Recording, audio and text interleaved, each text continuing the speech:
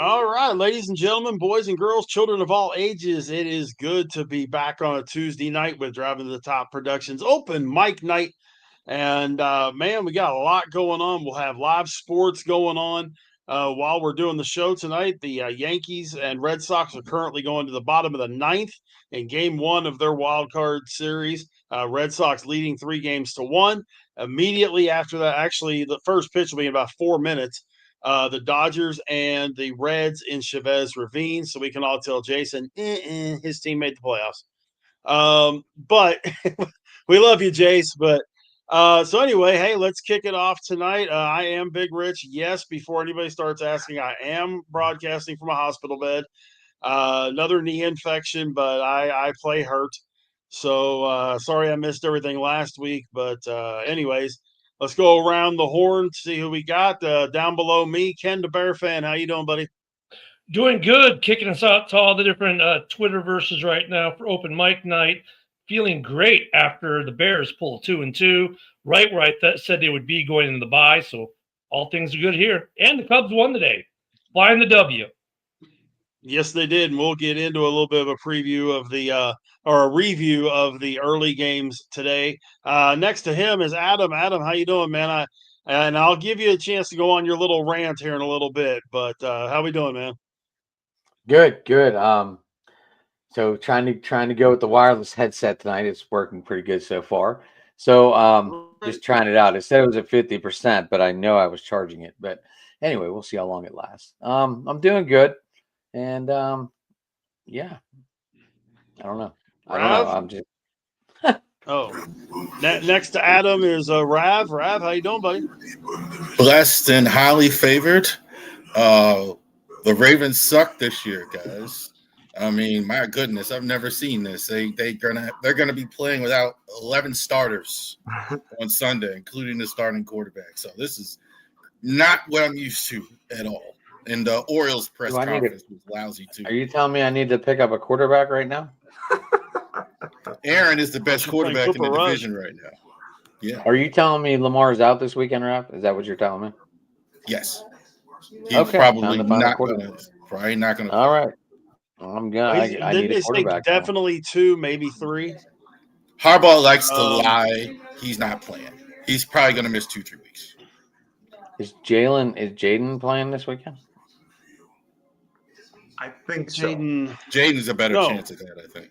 I'm not sure. He's got a better chance, but from what I'm hearing, he's not playing either. Right above Rav, we got Haas. How's it going there, man? I'm back. I finally had somebody win this week, and the other will have their win soon. If not, I'm going to hit the panic button for them. But at least I was nice enough to, if you see above me, I actually fixed and updated that transparent logo for Driving to the Top. So nobody's face is getting blocked anymore. There we go. And to his left is Dylan. Dylan, the Floridian. How are you doing, man? You're welcome. By the way, before you get started, base hit by Goldschmidt to lead off the bottom of the ninth. Aaron Judge stepping up, down 2, Red Sox 3, Yankees 1, bottom of the ninth. Dylan, how you doing, dude? What now? You turn into John Miller and Joe Morgan, big halls. I've only done play-by-play forever, dude. Sorry, it kind of kicks in every now and then. So wait a minute, the Jags actually have a defense. We've forced 3 turnovers in all 4 of our games. And by the way, Hoss, congratulations and welcome to the win column. Yay! Hey, Hoss, did you send that package to Rav? It should, but it like Ricky Williams, it fumbled. All right, well, Rav, if it doesn't make it with your quarterback woes, just Derrick Henry had fumbled, not Ricky Williams. You ain't got to go back that far. All you have to do is watch Derrick Henry the last 3 weeks. Well, then you need to go to the grocery store and get you some butter to put on your fingers in a brown paper bag to put over your head for the game this weekend. Do you have that picture, or does Jeremy have that picture? Jeremy does. Oh, that was funny. So Aaron Judge first pitch single into center, puts runners on first and second. Bellinger first pitch into left center. You have the bases loaded, nobody out, bottom of the ninth. Red Sox up 3-1. A Aroldis Chapman's still on the hill for the Red Sox. He Early- still plays? Jeez. Art Skubal was a beast. Struck out 14 in 7 innings. The Tigers beat the Guardians 3-1, and the Cubs beat the Padres 3-1 at Wrigley in Game 1 of that National League Wild Card Series. We have the third of the 4 games today going on right now. I know Adam had reached 15. Didn't Skubal 14. strike out 15? I thought 14. They said 14 on the thing. Let me double check. I thought it was 15. Skubal was terrific No, as always. 7 2/3, 3 hits, 1 run, 14 Ks, 3 walks. Wow. Maybe there So, were 15. but Joe, how you doing, man? I'm doing great. Great to see you guys. Adam had a little rant he wanted to go on about our friends, the Guardians. So, as Giancarlo Stanton is standing at the plate, Adam, go ahead, buddy. I just don't understand how you can't hit the fucking ball out of the infield today. But they scored. Can't win games on airs, obviously. Javi Baez was the biggest laugh of the day because he had the biggest laugh at the end of the game today. Fucking. Why would you run fucking? Why would you run fucking home on a hit to the fucking pitcher with 1 out? It's definitely a contact play. 100% contact play. Yeah, there's 6 reasons that the Indians didn't do well today. Skubal. Dude had 14 strikeouts, was unhittable. That had a lot to do with it. Oh yeah, I mean, yeah, but they beat him twice within the last. Go ahead. Yeah, but he's definitely the best pitcher. He's the best pitcher in the American League, no question. And you can go ahead and flip your coin whether it's him or Paul Skeens, the best pitcher in baseball. Mm-hmm. So I mean, it's not like they lost to some number 5 starter that just rolled out of the bullpen, on a bullpen day or something. They lost to a real stud today. Here's why, and I'm sorry to just come on and start yabbing here right away, but do it, Joe. Go ahead. Since you're talking about it, the Tigers are a team to watch, and here's why. They almost had the most epic collapse in the history of baseball and missed the postseason, and now they had the Etch-a-Sketch or whatever it is, and it's completely wiped free. And you got a team that's relieved, that's here, that's that's basically playing with house money, I think, because a lot of people think they shouldn't even be there. So, and again, it's only 1 game with one of the best pitchers in baseball, and Cleveland's a great team and can definitely, win the next 2. But be careful of the Tigers because they're playing with house money and they're loose and they feel like they're lucky to be there. And so they are a very good team. We're the best team in baseball for half the season. Why not? The slate is clean. Let's see how far we can go. That's what I'd be thinking if I'm them. Giancarlo Stanton strikes out on a 90-mile-an-hour slider, 1 down, bottom of the 9th. Jazz Chisholm up for the Yankees, trailing 3-1 with the bases loaded. And Joe, I hate to do it to you, man, but the Mets, man, come on. Oh, believe me, I knew coming on to this show I was going to hear about this. I'm going to say this, and that's really all I have to say about it.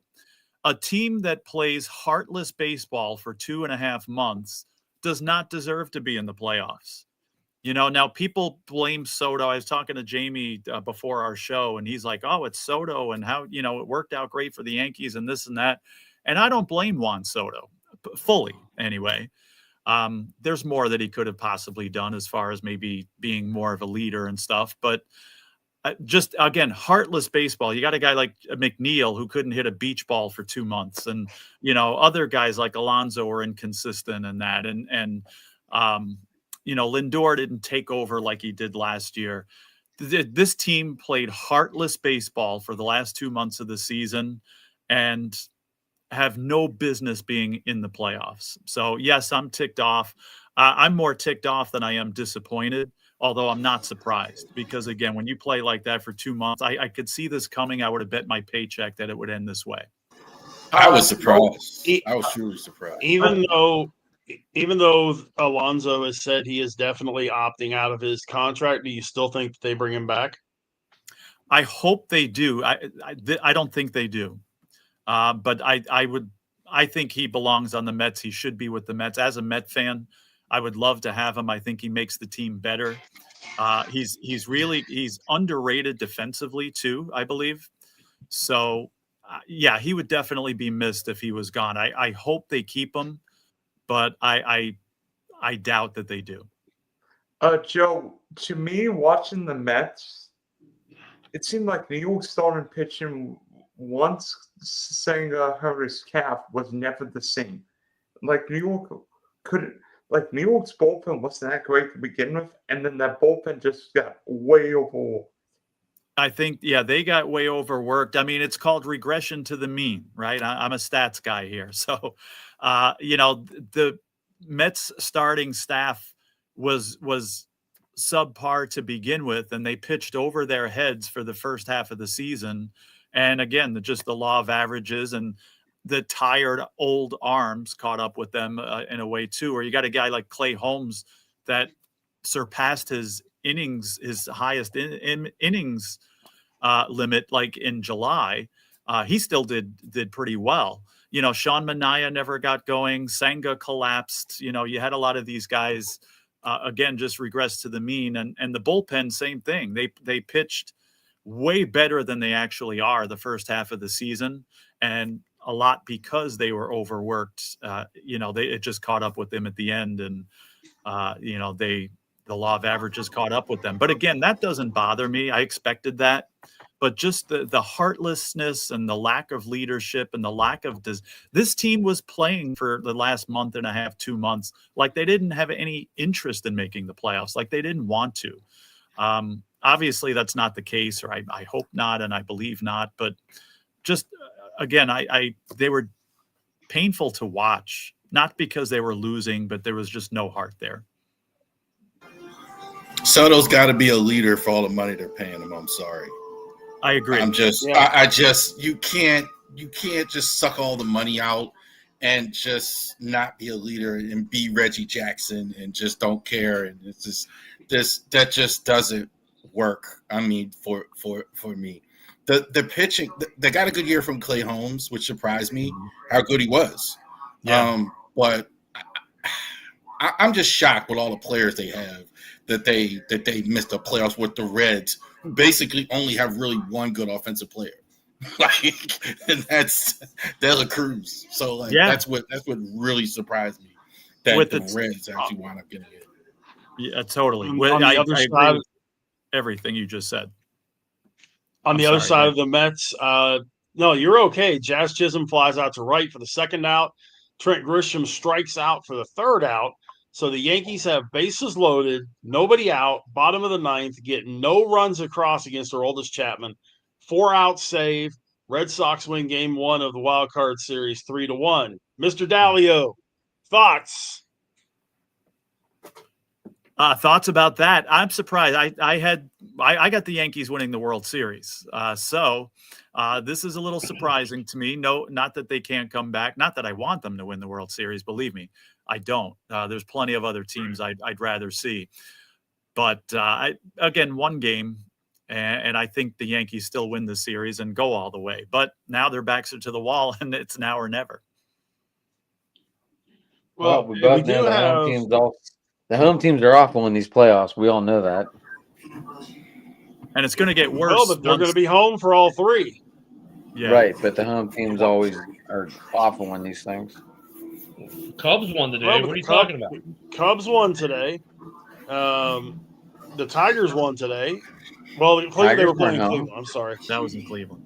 So, we're 1-2 with home teams. Ken, as a Cubbies fan, game one, you win 3-1, back-to-back homers from Suzuki and Kelly in the fourth inning. Were you looking at this team? I mean, PCA has done absolutely nothing. It's good to see some guys are picking him up. They're playing. They haven't been like lights out all year. They haven't been that bad all year. They've always been able to just find that steady state and find ways to win ball games. And honestly, it kind of showed through again today. They found the way, and I think they continue to find the way. I mean, you don't have to overwhelm every game. And the Cubs are a team that haven't really done that this year. I mean, they've had moments, spurts, but I like where they're sitting right now. So, tomorrow's game 2, right? So, yes, we ended out tomorrow, right? Best of 3 for the wild card series. Yep. Ended out tomorrow, and let's go. Fly the W. And tomorrow it'll be Dylan Cease against Andrew Kitteridge tomorrow. This is W season, man. This is what happens in Wrigley. It's fly the W time. And then we start singing the song. It was funny because I wasn't able to watch the full game. My wife had minor surgery today. So I was in the bedroom, and all of a sudden I heard the song in the background. She's like, what? I'm like, oh, that's not, the Cubs just won. Because, you hear the song, go Cubs, go. Hey, Chicago, what do you know? So, well, first question, is your wife okay? Yeah, she's fine. It's carpal tunnel. They just cleaned it up. Okay.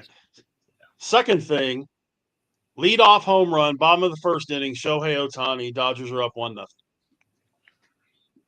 How far did the ball go? It went about 375. I'm tired of the Dodgers. Dodgers are going to win it all anyway. Yeah. But talking about the Dodgers, I'm sure everybody saw this with Clayton Kershaw, and he had announced his retirement a little while ago. His last regular season home game was this past week, and I think we're all in agreement that this guy should be first ballot Hall of Fame. Am I safe in everybody in agreement on that? Yeah, without the question. But my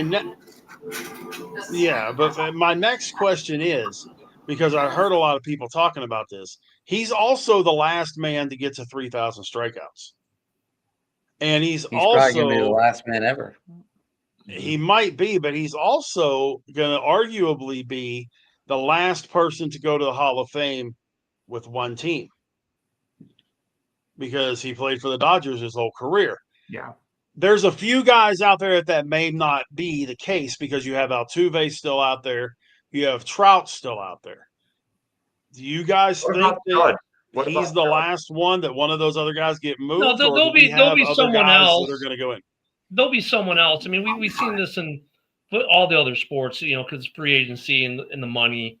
But you know what? There's always going to be a couple that do their whole career with one team, and it might just not be as prevalent as it used to be, but it's still going to be a thing. Well, and that's why I'm using the prerequisite of Hall of Famer. Well, that's what I'm saying. He's not going to be the last. Mm-hmm. Okay. He may be the last for a while, but he's not going to be the last. Gotcha. Anybody else? I agree with that. It's a rare feat anyway that happens, that somebody stays with the same team their whole career anyway. Again, it'll happen again at some point, but it's going to be, I think, become more and more rare. Gotcha. I think it'd be rare for the Orioles and the Pirates and small market teams, though. I will go there. No, I don't think a small team is. They just don't. I mean, they can, because I've been killing the small markets for not doing it. But it seems like if a guy stays and they want big money, that you have to go to Boston, Los Angeles, New York, Chicago, etc. I don't think you're going to be able to do it. I don't think you're going to see it in Sacramento or. I don't know, man. Because Chicago, I mean, like, we let Rizzo go. We let basically most of the guys from the 16 team go. Guys move on because teams change direction, and they don't want to. They want to chase another ring if they're going to, rebuild or redo things. Guys left Chicago. Almost the entire 16 team left to go in free agency to other places, and some of them the very next year. So I don't know if it's a big market thing, Rav. I think it's just more of the players will chase the money, and there'll be a few guys who will stay with one team because that team will be willing to pay the money. But like, look at Ohtani. He could have stayed where he was, but he moved. They have the money. He went from LA to LA, but still, it's going to be more of a rarity because the guys want to make these big, massive contracts, and there are teams who are like with Rizzo with the Cubs when they traded him because they were going to do what? They were going to rebuild, reset. I think that's more that's a big piece of it now too. Teams they don't want to hold on to the guy for 10 years anymore. They, after 5 years, they're like, all right, we're rebuilding this thing. So it's going to be, pitchers might be and actually, I'll take it a step further. I think the only way you'll see it is with pitchers. They're like the only ones who are somewhat immune. But if you're a position player, you're a dime a dozen. Yeah, you may be phenomenal, but I'll trade you, get a bunch of draft capital for pitchers. Pitchers are the guys who mostly stay. And I'm only talking about Hall of Fame level guys. Yeah. Personally, I'm not talking about because you're going to have a David Ross get in there or certain guys just for whatever reason they're hanging around or their bench guy or whatever utility. You're going to have, but I'm talking about the high level guys. I think what's going to happen where you're not going to be able to keep certain guys. Teams just don't think that way. They're going to have to move to other teams like Crochet. You're seeing like moving and freed, etc. But Baltimore has money. Minnesota has money. These smaller market teams have the money to spend. They just don't want to do it. I agree with that. You get a guy like Joe Mauer, perhaps. Didn't Mauer spend his whole career with the Twins?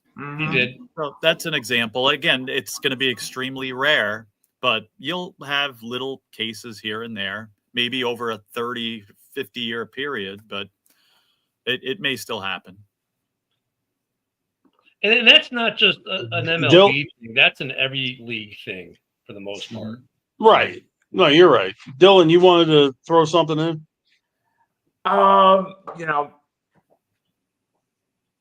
Every time LA hosts a baseball game, particularly a playoff game, we see celebrities there, and they're all celebrities supporting certain teams. So my question, everybody, who's the biggest celebrity sports fan? Snoop. Well, the obvious answer to this one is the one who's probably got the most followers of any celebrity in America, which would be Taylor Swift. Mm-hmm. I mean, that'd be the obvious answer. He's got the biggest Twitter following. And we are gonna kick she who will not be named on this stream. But if you ask the question, that is literally the answer. That's what I would answer too. Are we talking playoffs? Because then it's got to be who's the Boston guy? Ben. What's Ben's name? What, Ben Affleck? He's not bigger than Bill Murray. Ben Affleck is what you got. Well, Yeah, we have Ben Affleck, we have Bill Murray. We have. I missed the question. I thought you meant who was the biggest sports fan celebrity. I said Snoop Dogg. Snoop, it's the question: who's the biggest star celebrity? Who's the biggest star, like in general, or who is the biggest fan? Biggest fan celebrity who's a sports fan. That's who would be. You got to define biggest there. So, I mean, Taylor. If you watch the Kelsey brothers show, Dylan, are you specifically talking about baseball or football? Yeah, sports. All sports. Well, it has to be Taylor Swift. Then it's Taylor Swift, hands down. Hands down. I could tell you who my favorite always was Jack Nicholson. Being a Lakers fan, like it was always cool to see Jack. He was a real basketball fan. I hate the Lakers, but I do like watching him courtside because he's very passionate for his Lakers, and he's been a season ticket holder like 40 plus years, and he's even left movie scenes to go sit courtside and go back and film movies again after that. Yeah, puts it in his he used to put it in his contract. Like he had to be Bill Murray. Bill Murray's not just a Bears fan, but he's also a Cubs fan. He's a Hawks fan. I mean, he pals around with Michael Jordan and guys. I mean, Bill Murray is a Chicago sports fan, not just a sports fan. But like for the Cubs, what about Eddie Vedder? I mean, he had Pearl Jam write a damn song for him, right? I mean, wasn't Eddie Vedder and Bill Murray sitting in Japan together for that opening series? So ironically, Eddie Vedder has a box, and he owns the box with Chris Chelios, former Blackhawks and Red Wings player, and I can see his say anything actor. His sister's an actress too, but they have a box together. Cusack, Cusack, right? John. Cusack? John Cusack, Eddie Vedder, and Chris Chelios own a box together at Wrigley. I mean, you want to talk about a weird trio? That's an interesting trio. What about Matthew McConaughey? You see him at all kind of sports events. Of course, he's a Longhorns guy, but Texas. You see him all over the place. Not just a Longhorn. He also teaches college professor classes, but he has the best Uber Eats commercials. Dude, I'm gonna really- say. I was gonna say there's nothing better than watching Spike Lee and the Pacers in the playoffs. That's what I was going to say. I was just or about to Mike say that. Epps. Mike Epps at Pacer games too. You know, I'm a Knicks fan, and every Knicks game has Spike Lee, Ben Stiller, and Tracy Morgan. Every Knicks game. So that I'm going to vote for them because I'm a Knicks fan. Here's the only sad part about us. I mean, you might know one celebrity or two, but when it comes to the Louisiana teams, probably the biggest celebrity that's a Saints fan right now is Anthony Mackie. The biggest Pels fan right now is the Suicide Boys. I mean, if Well, I'm gonna go we have to Pirates be nice. I'm going Olivia Dan. I'm going So Olivia for sure. we have to be nice to the Packers. You know, they have God, I just lost his name. Louisi. Aaron Carter. Yeah. Aaron Carter, really? Not Aaron Carter, but never mind. The Packers have some too, believe it or not. Some of these small market teams actually do have some big fans, but Lil Wayne's a Packers fan. Lil Wayne, there we go. Lil Really Wayne's a good. Packers fan, yep.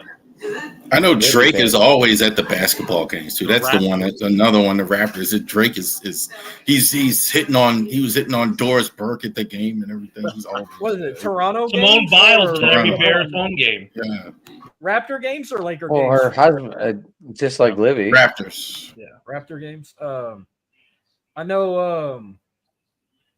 I'm trying to think who's with it. I'm trying to think who's the biggest Houston Rocket fan from H-Town that's a celebrity besides Jay Prince. Hey, the Bears also have Seth freaking Rollins. Slim Thug and Bun B and Paul They do. Wall and all them. Yeah, Mr. I hate. I quote him every time LSU loses. I tweet I hate football. In fact, we have a few WWE wrestlers that are Bears fans. Well, who's the CM bigger- Punk like, is who's the definitely bigger the fan, one. CM He's a Punk big or Black Seth Hawks Rollins? fan. Yeah. Yeah. Punk's a big Cubs fan. Punk's Yeah, the biggest Cubs and Blackhawks fan for sure. I don't know about the Bears. I'm pretty sure he likes them, but I know Cubs and Blackhawks for damn sure. He's a big hockey guy. He likes particularly hockey in particular. Who does the intro for the Hawks games? In their pregame, he does the intro for the Hawks every game. I've got a couple for you. How about Ashley Judd, University of Kentucky basketball? Or entering collegiate, okay. And since the Dodgers are playing, how about Mary Hart? Yes, you could always see her behind home plate. I don't know if that's her husband that's next to her or but I mean, the Dodgers get a lot though just because they're in LA. My sister works in Hollywood and they all go to, she's a Cubs fan. She's a season ticket holder for the Cubs and the Dodgers. Don't ask me why. But I mean, she was on the wait list for Chicago when we lived there. And then when she, her career obviously took her to LA. She basically sells her Cubs. Most of her Cubs tickets goes to 1 or 2 series a year. So they pay for themselves, and then she goes to all the Dodgers games she can. So I'm sure she's at the game tonight. But every game I've ever been to in LA, and I've been to quite a few Dodgers games, you'll sit down. Oh, there's Don Cheadle. I mean, it's because these guys live in LA. Where if they want to go watch baseball, you got to go see the Dodgers. I mean, because you're not going to Anaheim, which is also a nice stadium, but it's by why don't you see a lot for these other teams? Because they don't live there. That's the only reason. I mean, Chicago, you see them now because more stuff's done in Chicago. More stuff's done in Atlanta. That's why you see so many guys at Atlanta games now, because Marvel shoots out of Atlanta. All the Marvel stuff is done in Atlanta. That's why you see Chris Hemsworth and these guys all going to Atlanta games. Well, for people don't know, Chicago is the gateway to the country. Whereas as quiet as it's kept, that's still true. Like, you cannot go west and be east and not go through Chicago. There's no such thing, and that's why Chicago.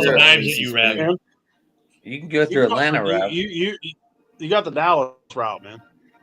And you can go through Dallas. If you live in the east, and a lot of times, I mean, I'm talking about like if you're trying to go west of Chicago. I'm talking about if you're going to the West Coast and you're coming from the East Coast, it's hard not to go through Chicago. You're not going to go to Atlanta if you're trying to go west. Like, you're going to go. That's the way it's I think it's pretty close. But I think Southwest will send you through Atlanta first before they send you through Chicago now, right? No, I just did. When I went to Alaska for my cruise, I went from Pensacola to Reagan to Chicago, then to Seattle. On the way back, it was from Seattle to O'Hare to Reagan to Picola. So even when I went to Wow. Europe Should even most of my Europe trips, going to Europe during right as COVID was starting in 20, we came home through Chicago, through O'Hare. O'Hare is a massive gateway. Delta's big in Atlanta. That's why you get a lot of Atlanta. But remember, Chicago's a hub for United and American, and it's their biggest hub for both. So that's why I was saying that. So St. Louis Midway calls is itself the Southwest, Ken? gateway. St. Louis Midway is calls- more Southwest, Ken? Southwest is now at O'Hare now. But They're at Midway, right? Midway is mostly Southwest. They're at MDW, right? And smaller airlines, but now Southwest also flies into O'Hare. So, and O'Hare's expanding again. O'Hare at one time was the busiest airport in the country. Now it is Atlanta. But Atlanta, Chicago are pretty much 1-2. A big one, if you're going west from, let's say, here in Florida, you got to go through Houston. Houston's big if you're going to Cancun, Cozumel, Puerto Vallarta. Even if you're flying out of NOLA, you're going to go to Texas. You I talking have about flown out airports? of NOLA to go to Texas to go to Mexico. You talking about airports? Yeah. Yeah. Louis Armstrong is not that big of an airport. It ain't like Bush or the one in Atlanta. Or JFK. That's the three biggest. Yeah. And the one in Chicago. That's the four biggest airports I've ever been to. I've flown to a lot of Louis Armstrong. It's funny. You think being in Pensacola or flying out of NOLA, you could catch a direct flight to Cozumel or Cancun. You can't. You still got to go to Houston. Don't ask why, but when I went to New York, Houston. we Go got ahead, rerouted. We got rerouted to Chicago due to a blizzard. What? We know how to deal with that snow in Chicago. That's why. And we got stuck in Chicago for 3 days. So I got a taste of Chi-Town while I was down there. Chicago has the best USO of everything. USO is great. Like you get to eat all the free stuff. No, Like, the best one I went to. I would kill to go back. Though. I would kill to go back to Pequods to get another deep dish. SeaTac used to have one of the best USOs, which is Seattle. SeaTac was really good. St. Louis has a good one because that used to be a thoroughput for basic train for everyone at Fort Leonard Wood. They had a good USO. Now the USO that operates out of O'Hare, the Great Lakes chapter USO, they're a really good USO. They funded our DVD we did when we came back from Iraq. Jacksonville's USO is really robust for as small as a base. It isn't as small as Jackson's as an airport. But yeah, it's a pretty decent USO at O'Hare, depending which one you go to. The one that used to be in the old Admirals Club is better than the original one, which is up on the second floor. But yeah, SeaTac had a massive one because they had like 3 bunk rooms because that's where you'd go if you're going to Korea or Japan. You'd fly out of SeaTac, out of Seattle. And that had probably one of the biggest USOs I've ever seen. So what happened in this day in 1972? September 30th. Well, I wasn't born yet, but I was close. No, but I can tell you it happened against one of our guys on the panel here's team. Can I say? Is this something to do with Roberto? Oh, Roberto Clemente. 3,000 Final hit today. 3,000. Oh. 3,000 hit off John Matlack of the New York Mets. I'm not, 18 days away from being born. let me ask you guys something, you two Pirates guys there. Is that still the highest selling Pirates jersey? I imagine. Clemente? Yeah, when you go to a Pirates game, you see still more Clemente jerseys than anything else. Because I see little kids still with Clemente jerseys.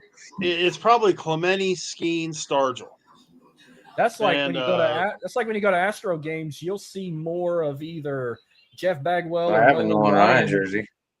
I was gonna say you go to Astro games, you'll see more of Jeff Bagwell or Nolan Ryan than Jose Altuve. Yeah, or Biggio. Or Craig Biggio. Or Craig Biggio. Mm-hmm. But it's throwbacks. It's the maroon jerseys, not no today's jerseys, like throwbacks. So Rab, you're like with Fanatics. Why don't you put the 3 up there and see what happens? They hide those numbers. Man. It's hard to like. I have tried and tried and tried.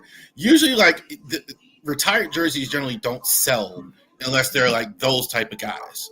You can't really get rid like you see fire sales like that. You got to have current players, but a Kamene, a Cal Ripken, like you say, a Biggio, a Bet. You can sell those, but like those guys, it's. But I love to see the numbers. Who's doing what? They don't like that to get out, man. Yeah, that's a good question. I'm sorry. That is funny though. You mentioned. I wonder, like, with the throwbacks, because like Grace still sells well for the Cubs, Sandberg. Actually, there are a lot of old ones that sell good. Even Dawson still sells. And then you can go guys like Derek Lee still sells. Aram still sells. Wood sells. Pryor sells. It would be interesting. I mean, those guys don't. Some of those guys don't sell at those numbers. But it'd be interesting to see what the numbers of like retired players, like what retired players sell best for each team, because they do sell. I got my dad a Vern Law jersey one year for Christmas. Mets have a lot of David Wright and Keith Hernandez. Joe, you probably have a lot of good old of ones. Adrian Beltre jerseys in Arlington. I don't. You see a lot of Ryan, but you see a ton of Adrian Beltre in Arlington. Yeah, Maddox. Joe, you probably. I mean, your team. I mean, you guys. I mean, Strawberry, Gooden, Hojo. I mean, you guys. I mean, maybe even some old Tom Seaver jerseys, maybe even some old Nolan Ryan jerseys. I'm sure you got some good vintage. I never collected them. I was never a big jersey person, but you see people like the big ones you see today are David Wright, 5. Keith Hernandez. Because Keith Hernandez is one of the announcers for the Mets too. You do see some Seaver ones, and you see a combination of a bunch of the ones you mentioned, a few 8s, yes, a few Strawberries and Goodens and stuff like that. So yeah, you're right. They do have quite a bit. I'd say I see more Wrights and Hernandez than anything these days. I would want an old Nolan Ryan jersey. Yeah, and you don't see those with the Mets. You'd probably see them with the Astros, like you guys were saying. Or even Astros maybe with the Rangers or even the Angels or something, but you don't see him with the Mets, even though, again, he was a solid pitcher with them. Yeah, he's kind of thought of as a Ranger and Astro. Yeah, like you're right. He did he pitch with the Mets and different teams before, yeah. Mm-hmm. He won his only. Like Gretzky, about the Angels, too. Well, that's like Gretzky, though. Like, you don't see too many St. Louis Blues Gretzky jerseys out there, or sweaters out there. But they do sell them at their fan shop. So, I mean, some players are funny like that. Gretzky, you see mostly Oilers and Kings. Mm-hmm. But those are. I never see Kings, Ken. I've never I see them, but I see more Oilers. Yeah, mostly Oilers, then Kings. Mm-hmm. But every so often you see a St. Louis one. People forget he played for the Blues for a year. Yeah, he was about 60 when he did, and that's probably why you don't see, the Blues ones. But I do see quite a few Kings ones, but obviously mostly Oilers. Retired ones are funny. Like when I was younger, I would say I saw a lot of Brooks Robinson jerseys, a lot, but I don't see them anymore. I see still Cal everywhere, obviously, but like, that's the shit you find at garage sales now, Rev. Yeah, like a Mike Mussina, Hall of Fame, you don't really see it. Like, or Jim Palmer. I think he's even gotten to the point where you don't really see a lot of those jerseys. But you get to the point, though, Rav, I think with some, like, for Cubs, like, most of my jerseys are 03 and 06 guys, Wood, Pryor. I've got Sosa and stuff like that. And then, I got Baez.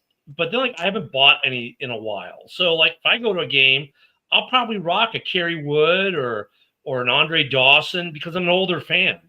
And I think that's how, like, even you go to Bears games, you're going to see, if you go to Bears games, you're going to see a lot of Urlacher. You're going to see a lot of Tillman. Of course, you're going to see, Peyton.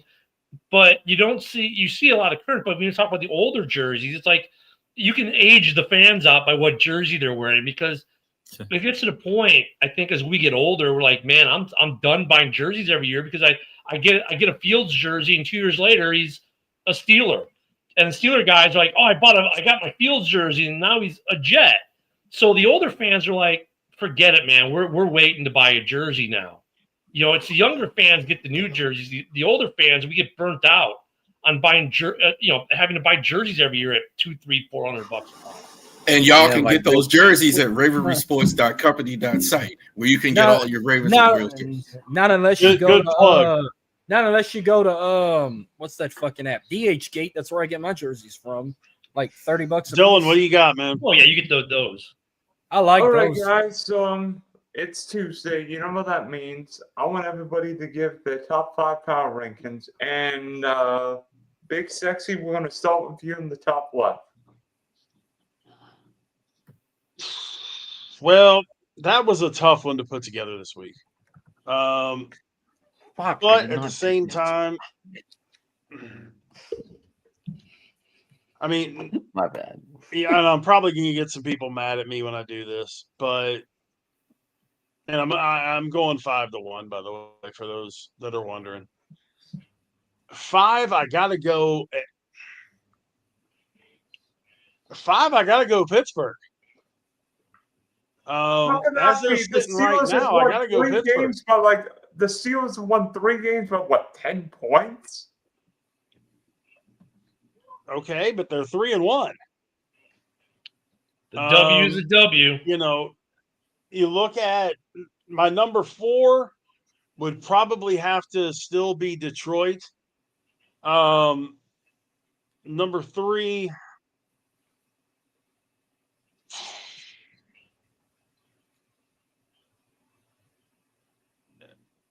Actually, no. I'd go Tampa 4, Detroit 3, Philly 2, and Buffalo still at 1.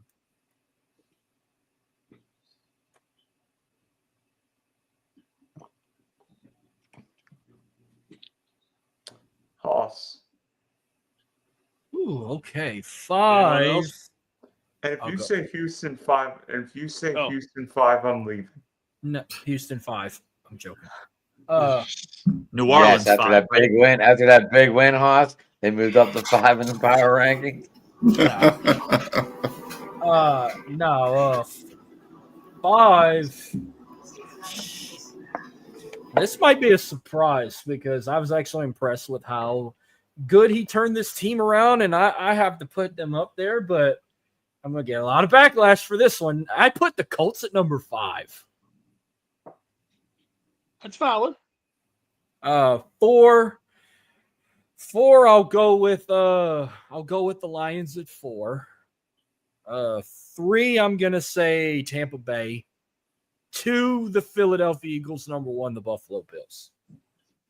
By the way, the Colts should have won if only Donnie Mitchell hadn't Deshaun Jackson himself, and then he held on JT's touchdown, but that's here and there. Joe. While Joe does, I got to go receiver hunting because now I got to drop Malik Neighbors off my fantasy team. Whoop. Yeah, as a Giants lover, that hurts.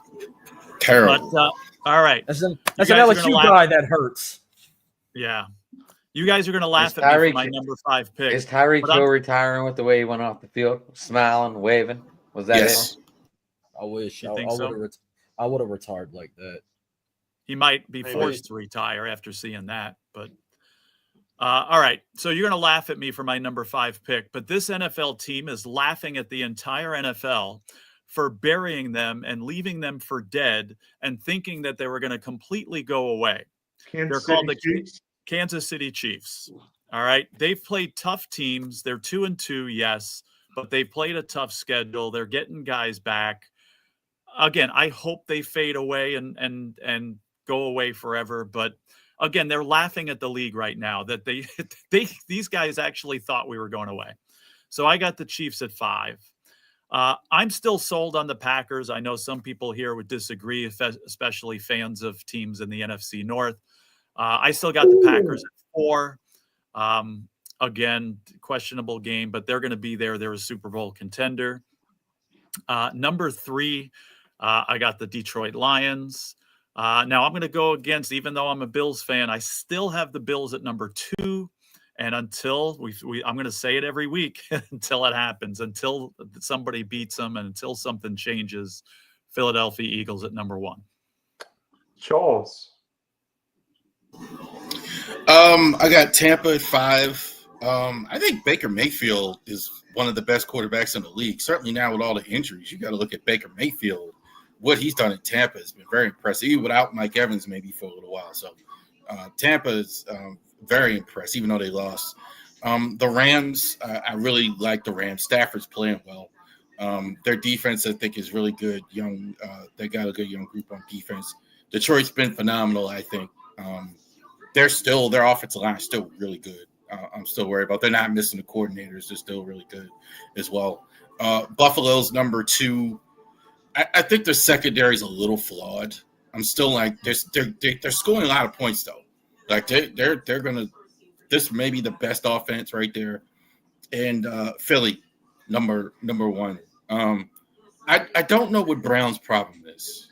I just don't get it. Why is he so still mad at Jalen Hurts? The Eagles don't throw the ball. Jalen Hurts didn't have any passing yards in the second half.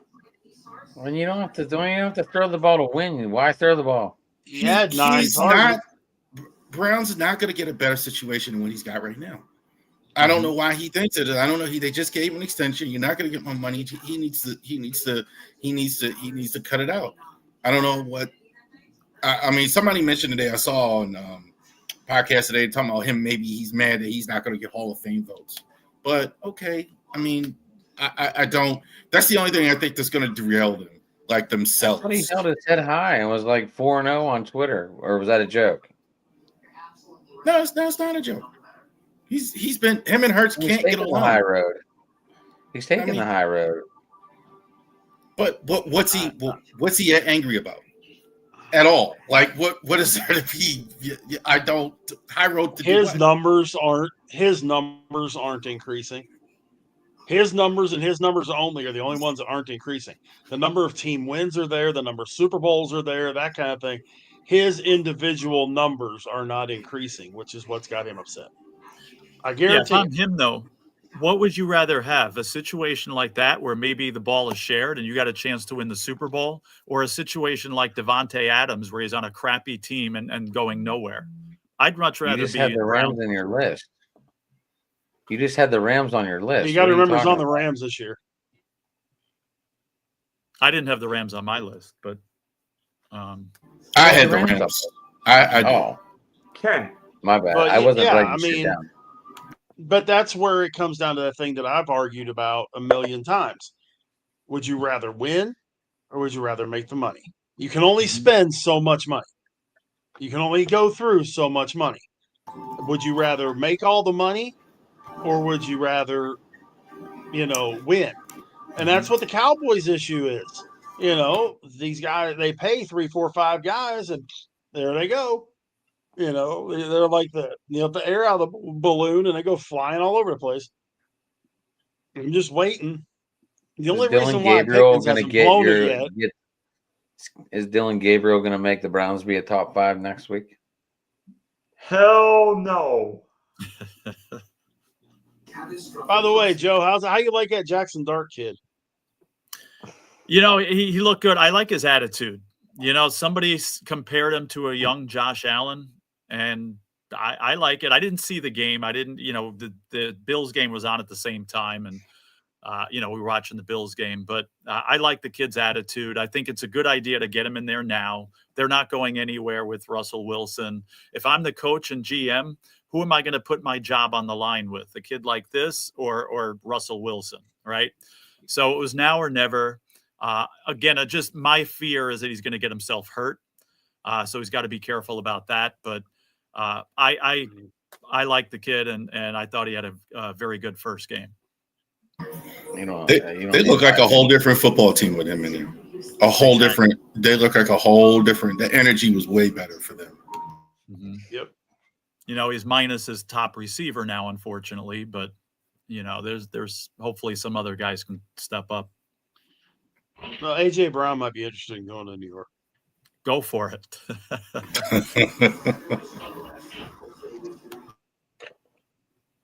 It's okay. When CeeDee Lamb comes back, Pickens will want to go somewhere. Okay. I mean, he can enjoy all the balls he's getting now. When CeeDee Lamb comes back, all those balls are going back to CeeDee Lamb. I hope he realizes this. Is it me, Dylan? Yes. Okay.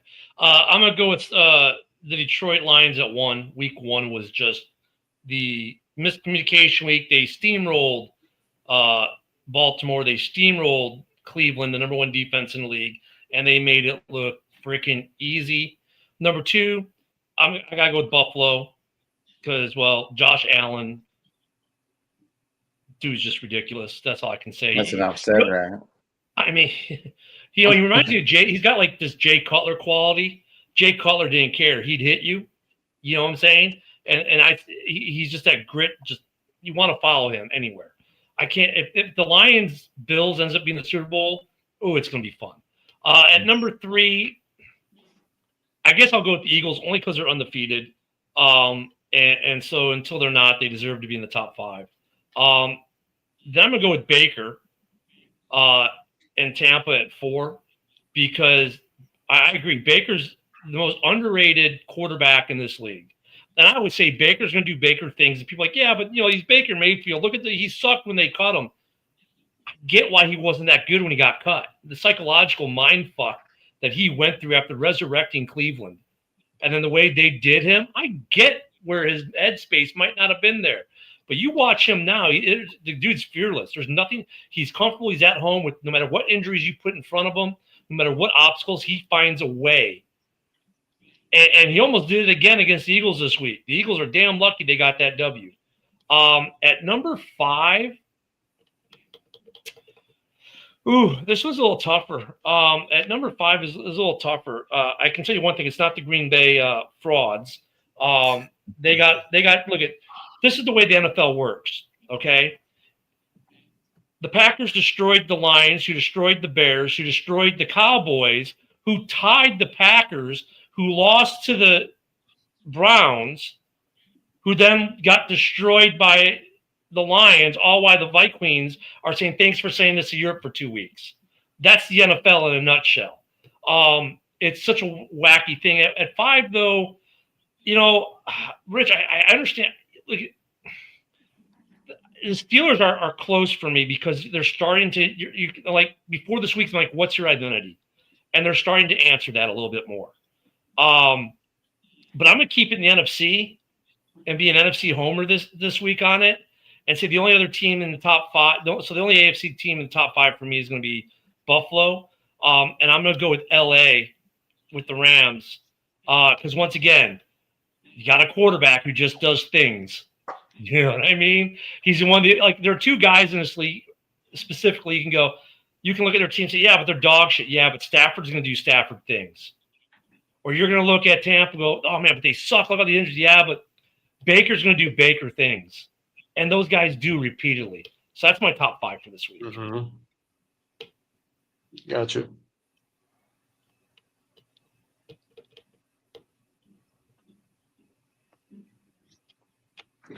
Was that everybody, Dylan? Adam? I'm going to go Eagles 1, Lions 2, Bills 3. And roll the dice for the other 2. No, I'm kidding. Yeah, I guess you got to go Colts up there. They have a lot of points for. They have 123 points for. So that's good off. That's some power ranking on numbers at least. And then I do like Tampa. I'm that 5? telling you That's this. 5. Nobody's got my list. By the way, Seattle was just off my list, number 6. I'm surprised nobody said Seattle, but you guys don't watch West Coast football. No, I watched them this week. I do. Look at Seattle's one of those They're my teams. defense. They're my fantasy defense, Dylan. So I do watch. I watched them beat the Saints' ass. The problem with the NFC West is it's the NFC West. Seattle's close. I think they'd be around 6 or 7, maybe 7 or 8 on my list, but they're making their way up. But the NFC West is kind of like, look at who would think that the Niners would be what they are right now? None of us. I did. The West is a little. That's why they don't get as much love. And I miss Mike McDonald every day looking at the defense the way it's looked the last few days. Mike McDonald's defense would not look like that crap we got the last few weeks. This guy could coach on defense. This defense, I played the they're going Jets. to have a good defense for years. I played the Jets, who are looking crappy as shit right now. That's the Dolphins. That was the Dolphins. You're talking about not Mike McDaniel, Mike McDonald. Oh, Seattle. my bad. There's a lot of mics. Sorry. Anyway, They are like the Washington Bullets. Like they're always in the middle. Like they're never good, they're never bad, they're never in the line, they're kind of stuck there. They're gonna win 7-8 games, maybe 6 games, and they're gonna kind of stay right there. Well, I mean, think with Seattle, everyone's waiting for the wheels to fall off the Sam Darnold bus. By the way, can I reveal the real list? Yeah, let's see your list. Top 5 list. let's hear the real list. We need like an intro for that. The real number list. 5 is going to shock all you guys. Shocker. Because one of the under 200 teams left is number 5. Okay. And that would be the Buffalo Bills. I'm still worried about Buffalo's defense. Joe, you're not the only one worried about Buffalo's defense. I am too. Yeah, we got some concerns about that. Number 4. Maybe number 4, and I am scared to death because one of our teams faces this squad in a primetime game this weekend. The Kansas City Chiefs. I am scared to death to play the Chiefs on Monday night. They get Rice back in what, 2 weeks? Yeah. Yeah. Well, no, They're after gonna- week 6. So week 7, they get him back. Number 3. I don't care if the Packers played a 40-40 tie with the Cowboys. I think Green Bay's still one of the 2 or 3 best teams in the league. Number 2. How about the second best coach and a top 5 quarterback in football? The Los Angeles Rams. And number 1, Philadelphia, even though Jalen Hurts, even if I wish Philadelphia threw the ball more, that story for another day. By the way, bold prediction this weekend, New England beats the Bills on Sunday night. Hey, I got a question. Can Romeo Dobbs' helmet get any bigger than it is? Well, Dude, it reminds me of One of NFL those Blitz, concussion-proof. Dude, deal. It's like, I don't know if Love ever says he can't find Dobbs on the field, he needs to get his eyes checked because you can see that thing from the moon. By the way, a little update: back-to-back bombs from Teoscar Hernandez and Tommy Edman. 5-0, bottom of the third. Dodgers over the Reds. Oh, Hunter Green, kiss my butt. So, hey, let me ask you guys a question though, because we keep bouncing Buffalo and Philadelphia and all that stuff around. Who loses a game first, and who to? I think Buffalo loses this Sunday night to New England. I think New England beats Buffalo by 2 touchdowns. All right. I'm going to disagree with you there, but I will say this. Now, I have New England beating the Bills in New England when they play. I got the Bills losing 5 games this year. I still say they go 12-5, and I think one of those is there. Now, the Bills right before I think first it's loss after for the Bills was Kansas City. After this game, I think the Bills play at Atlanta, and it's a Yes, Monday sir. night, and it's right before their bye, if I'm not mistaken. Or I You don't know are- if it's you are right correct. before. Yeah, No, I you're think correct. that's- You're correct. the Bills lose that game, I think. And I don't know what the Eagles' schedule is. The Eagles' So next game, they have the bye this week. Their next game is against the football Giants. No, All no, right. the Well, Eagles play No, Denver. they've got Denver at home. Oh, they got Denver. Why did I see this? They have Denver at home, at Oh, the they'll beat them. Giants, at the Vikings, There you Giants at home. go. There's their Then the loss. Packers, then the Packers on the road, Lions at home, Cowboys on the road. They'll lose I to the could- Vikings and beat the Packers. Yeah, I could see them losing at Minnesota, but I think the Bills lose. Their game is before that at Atlanta, so I'd say they lose first. You By the think way- that you think Atlanta's beating the Bills? Yes, Mm. at Atlanta Okay. on a Monday night, they're going to be pumped. And Yes. the Falcons are coming off a bye. They'll be coming off, and I think the Bills might be going on one after that. Yes. So They are. it's the perfect I don't know storm. about that. I don't know if the Bills lose until they actually play Philly.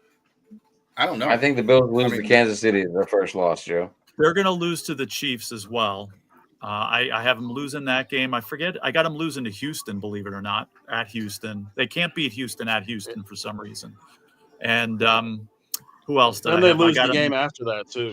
So let me let me take that They're though. not They losing to can't the win a Steelers game at with this 10 other days place off, because right? historically they haven't played well. The Packers have owned the Cowgirls in Dallas and got lucky they walked away with a tie.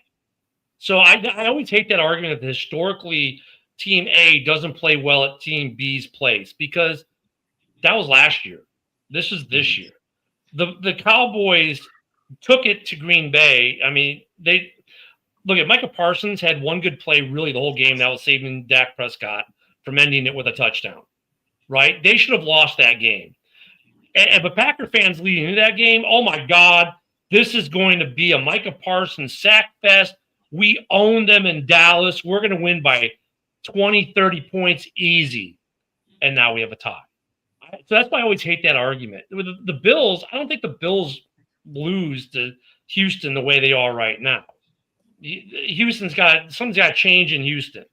I don't see them losing to the dysfunctional football team that is Atlanta even. Atlanta's so dysfunctional right now as a team. Like, it's going to be – I think, though, with both these teams, like I could see Philly losing to the Giants, honestly.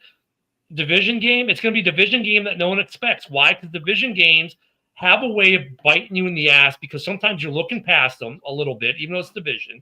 But also within the division, it doesn't matter if you're the best team in the league and the worst team in the league in the same division. Those games can always – I've seen – when the Bears were the best in the division, the Packers were the worst, and we lose. I've seen where the Packers are running roughshod over the NFL and they go to Chicago and lose. And the Bears are terrible. Division games are always different. That's where one of these guys is going to lose their first game is in the division. More likely than not. Yeah, and again, I do have the Bills losing at New England later in the season. I think the Bills win 35-20 this game. But it's just the NFL. It's the way it works. I said it a couple of weeks ago, and people were like, there's no way the Bears beat whoever they were playing there. The Raiders. The Cowboys. The Cowboys in Chicago there. And again, teams that are not supposed to win games win games. And it happens every week in the NFL. And you're right. I agree with you. It happens more with division against divisional opponents. But again, when a team is on Monday Night Football in prime time and they're not used to it, and again, just the way the thing is and the way the Bills' schedule plays out after that, that's why. I mean, the Bills are the far better team than the Falcons or than the Texans. And it's not just last year. It's several years that the Bills have lost in Houston. It just seems like it. And again, it's the past. I get that. And, I'm not going to disagree with what you're saying. I've been watching this league for 45 years, and that's the way it works. And teams lose games that they shouldn't lose to, and teams win games that they shouldn't win. And 70% of the games in the NFL are decided by one score, which means in 70% of the game, either team could have won that game. That's right. And I want to jump in real quick. The Kansas City versus Buffalo. Kansas City, and this is going to sound crazy since they beat my team, I was not impressed with Kansas City on Sunday. That was just a bad Ravens defense. They should have did even more than they actually did. They still can't run the ball. They obviously, you got Mahomes, you got a great quarterback. Kelsey didn't defensively, they were okay. That Kansas City is still not. That was just a bad Ravens performance more than it was Kansas City is a better team, et cetera, et cetera, et cetera. Had that Kansas City team that they had years ago would have scored 50 points against the Ravens the way they look on Sunday. Kansas City's losing that war of attrition. I mean, look, every year they bleed players in free agency. Every year they bleed talent, established talent for new talent that has to catch up. That war of attrition is starting to catch up with KC. I mean, they're lucky that they played a Baltimore team this week that's reeling from I don't know what, because this isn't the Baltimore we thought we were getting this year, as terrible as the Ravens have been. They've been playing terrible football. If Ravens fans will, Rav will tell you, this is not my Ravens team. This defense has been trash last couple weeks. The offense, I don't know what the hell. Ever since that week 1 game, where it fell apart at the end, they've been almost hot garbage across the board. And really, that was a saving grace for Kansas City, that they faced a team that's in more of a dysfunctional freak-out mode than they are right now. KC's losing this war of attrition with Father Time. The rest of that division's caught up. I don't think they beat the Raiders. If they played the Raiders this week, I think Max Crosby's all over them. Just like Max Crosby is the reason why the Raiders were in this game like they were against Chicago. He was legit a one-man wrecking crew. He did everything for that team, and I don't think Kansas City can stop him. I'm about to roll out. I'll see y'all next time. Have a good one, brother. We'll see you Friday. You know what? If he's going, I'm going to go too. So always great talking to you guys. Appreciate you having me on, and we'll talk to you soon. Yeah, I got a show got a stream tonight. I got a preview tomorrow night with Matt, and I'll be on Ken and Ken Friday morning at 10.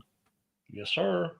By the way, you should have seen Matt and yours truly stream for an hour and a half yesterday. Oh Lord, how'd that go? Sure, he was happy about the Ravens. Yeah. That was I bet he was.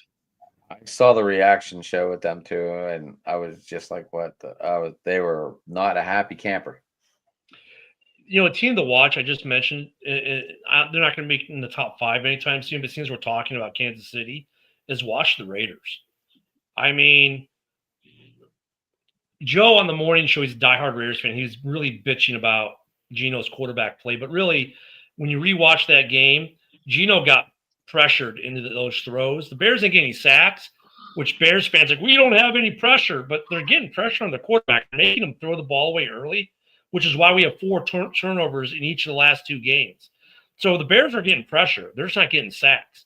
But the Raiders, that defense gave – if you look at this week, the Raiders-Bears game versus the Cowboys game, Caleb was uncomfortable this entire game. And Max Crosby just was on another planet, on a completely other planet than everyone else on that field. Watch the Raiders. They were double teaming him too. They're like the Bears, first year, new coaches, new coordinators, new schemes. They're getting better and better. Genty ran all over a weak Bears rush defense. Our rush defense is terrible. But the Raiders are a team. Watch out for them. They're going to be pretty good at going forward. I tell you what, Ben Johnson, man, scared the you know what out of that reporter, man, when she asked him that question about the game, man. Ben is we're seeing this now. Him as a head coach, he's pretty daggone intense, man. At all times. Very. The dude does not smile. And we had a little HOA thing down our fishing pier. We have our own pier and boat launch. So at halftime, I went down there. So I missed that interview because I was in the car coming back to the house for the game. But I saw it today. I'm like, dude, if people haven't realized, Ben, that dude does not crack a smile ever. He is. And the thing when they ask him about plays, and now the Chicago reporters are catching and say, hey, what about that play where Dylan did this? And he's like, yeah, I don't know. I have to go watch the film. He's like, 'cause I'm in the moment. I'm in the game. I have to go watch the film. Then I can tell you about it. But asking me a question after the game about a specific play, he's like, I'm too involved in the game, moment to moment, to tell you what happened there. So when he's very Belichick-like. That's what kind of reminds me of, like Belichick, Greg Popovich is kind of. That's what that reminded me of. Popovich and Doris Burke always like. I love him. Every time anything Doris would ask him, he's like just gives this snarky answer or doesn't really want to answer the question. He doesn't like, that type of stuff. I just think it's funny that it was a big controversy. He's like, because he doesn't want to sit there. He knows what the question is, so he's going to answer it. Well, how do you think we'll be okay? And I got a game to kill. I don't have time for you. I mean, that's one piece though where he's got to get better. The NFL's going to come on him. They're going to come down on him and say, hey, look, we expect coaches to speak to reporters, either going into the locker room or coming out of the locker room at the halftime. That's something you must do. They're going to force him, the NFL will, to be less like he was this week. But reporters need to know you can't ask him certain things because he's kind of disconnected from it. You know what I'm saying, in that way. I always say John Harbaugh, like I compare him as a cross between Bill Belichick and Bill Parcells. He has more media polish in general, but I don't think that's who he is. I think he's more like Ben Johnson. If he had his way, he wouldn't do none of that. It comes out at times where that I think that's kind of how he is. But and Ben Johnson has to learn that Parcells type stuff where he's just kind of pretending to answer questions or be a little bit more. Yeah, he doesn't care. He's trying to win a game. He's just like, I got a game to go coach, whatever. So, did you share this interview, Ken, or is it not on Twitter? I didn't saw see it. I saw it on a Facebook reel today, actually, because someone was griping about it, and I saw a reel. I'm like, really? This is what you're being controversial about? Really? Okay. Oh, see JB with the comments there. He's on. Yeah, JB, you got to tell your editor is not a producer, okay? He's either an editor or a producer. He can't be both. Or publisher. I'm sorry. Well, guys, I got a boogie, man. So Well, you get hopefully I'm getting out of here tomorrow. Oh, you are? Hopefully I'm getting out of here tomorrow. Good. This guy is broadcaster from a hospital. That's more courageous than a Suge Knight in the prison. He's doing a podcast. This guy in a hospital, man. Yeah, I tell you, that's bad. That's awesome stuff. Get well soon, Rich. By the way, check me out. Thanks, Killer Sports 1, Smoky Spectrum Sports, Big D Podcast. And you know what? If Taylor wants to go swimming on Monday night, we got a pool just ready for her. You guys all take it easy, Adam. We'll do this thing tomorrow night if everything goes according to plan. Sounds good. People Right, get a boys. hold of I you. appreciate you guys. Hey, get hold of me, Big Rich 8371 on Twitter or X, whatever we're calling it this week, or Facebook. My name, Rich Richardson. And, of course, here, Tuesday, Wednesday nights. I swear I'm going to get back to these NASCAR shows on Mondays as soon as I get myself straightened out and quit getting sick. But we'll get that going as well. But I appreciate you guys, and I'll holler at you here this week. Have a good Sounds one, brother. good, Be Rich. well. I'll talk to you tomorrow. Keep me updated. Let me know. We'll do it, guys. Thanks. Alrighty.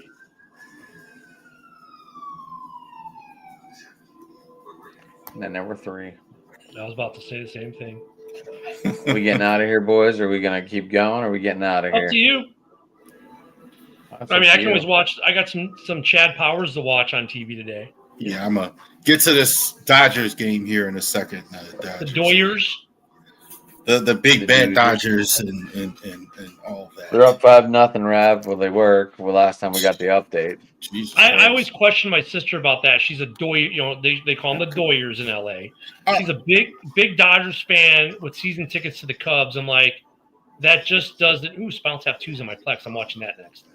That just does not compute for me. I'm sorry. I mean, how can you be a season ticket holder for the Cubs and be a Dodgers fan? Well, let me ask you a question. I was going to ask him the same. I was going to ask Joe the same question. Are you a White Sox guy? Fuck no. Fuck. Why no. not? Sorry. Southsiders. That's what I don't understand. Like New Yorkers kind of do the same thing. They have to be Yankees fans or Mets fans. Or Dodgers. The Dodgers probably have most of LA, unless you're actually in Anaheim. But I don't understand that. How could you? It's a North Sider, South Sider thing. I grew up a North Sider, so I've always been a Cubs fan. My aunt though worked with Chuck Comiskey, so I used to get Sox tickets all the time. When you leave the city, it used to be back before the internet was like this. You would just be then say, okay, I'm a Chicago fan, and then you would kind of like let the White Sox into your sphere a little bit more. But no, that crosstown rivalry is always there. And look at the White Sox have never. They've always been the redheaded stepchild of the city because even they won the World Series in 2005, no one cared.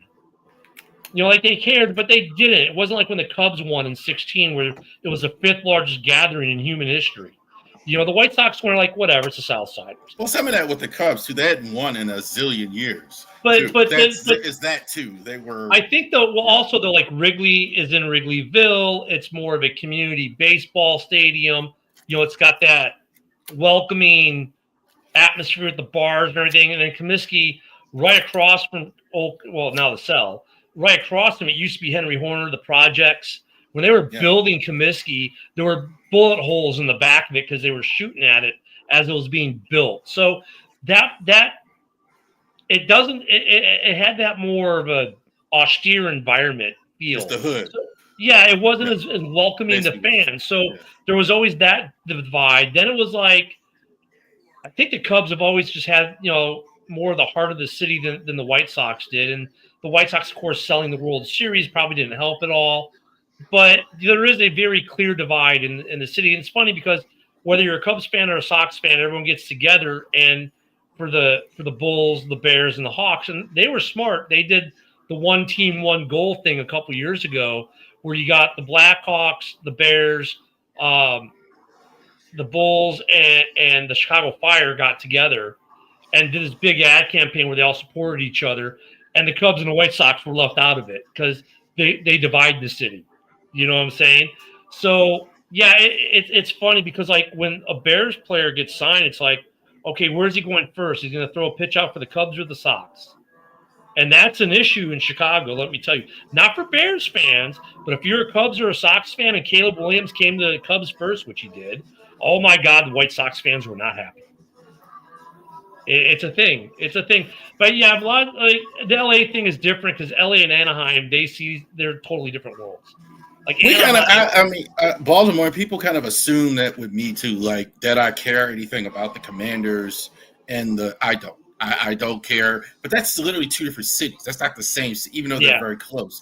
They're not the same place. Like Chicago, that's the same place. Like they don't care. I think. You're 20 minutes away between Baltimore Stadium, the stadium in Baltimore, and the stadium for the Redskins. Is about what 25, 30 minutes? Oh no, that's about an hour. Well, the difference between Wrigley and Comiskey is about an hour. It's about an hour. It's not. Yeah, it's not that far. It's not Boston. It's like Boston and Gillette. They're not even close. Yeah. There are Baltimoreans that are like that. I'm just not one of them. Like if you talk to somebody who lived in Anne Arundel County, like which is like Annapolis, that's the most famous one. They're kind of like in the middle. Some of them, if you meet somebody that's like that, they're kind of like Columbia, Annapolis. Well, like I grew up in the city. Yeah, I don't care. Like we went to the Commanders game last year. We stayed at BWI. We stayed at the airport hotel at BWI and just drove to the Commanders game.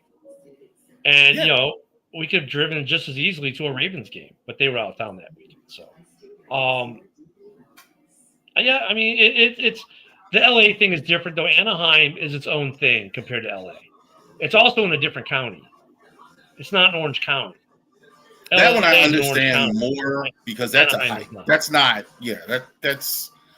LA, downtown LA, like with Chavez Ravine and Anaheim. That's not close.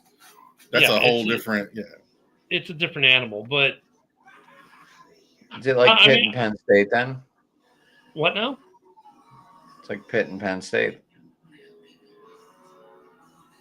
It's either Maybe. You grew up in Pittsburgh and you hate Penn State, or we're talking about little rivals, right? Is that what we're talking about?